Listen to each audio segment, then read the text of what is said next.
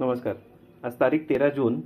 हे PMCचं पाणी डायरेक्ट टॅपमधनं आलेलं, फिल्टर झालेलं आणि हे पाणी अजूनही हेवीली क्लोरिनेटेड आहे.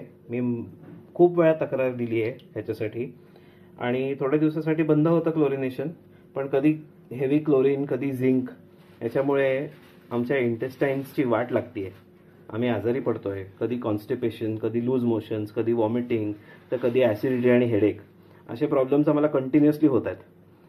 खूप वेळा औषधं घेऊन सुद्धा हे आजार बरे होत नाही आहेत. आमच्या घरचे लोक 15-15 दिवसासाठी हॉस्पिटलमध्ये ॲडमिट व्हावं लागलं आहे. पण PMCला हे कधी समजणार आहे की हे पाणी फक्त एक बेसिक नेसेसिटी आहे आणि हे पाणी हे आपल्या जीवनासाठी सर्वात महत्त्वपूर्ण आहे.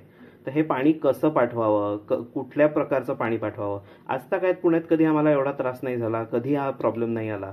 मग आता हे प्रॉब्लेम काय येत आहेत, काय प्रॉब्लेम आहे की ज्याच्यामध्ये PMCला हे कळत नाही की एवढं क्लोरीन पाण्यात पाठवावं. हा काय स्विमिंग पूल आहे का? स्विमिंग पूलमध्ये पण 1% क्लोरीन नाही टाकत, तुम्ही एवढं क्लोरीन या पाण्यात टाकता. तुम्ही आत्ता बघितलं हा व्हिडिओच्या मध्ये की पाणी आधी किती पांढरं आणि गढूळ होतं आणि आता क्लोरीन थोडंसं सेटल झाल्यावर पाणी कसं स्वच्छ झालंय.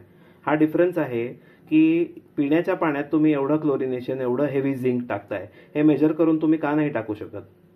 का आता आम्हाला कोर्टात जायला लागेल PMCवर केस करायला की हे आमच्या जीवनाशी खेळतायत?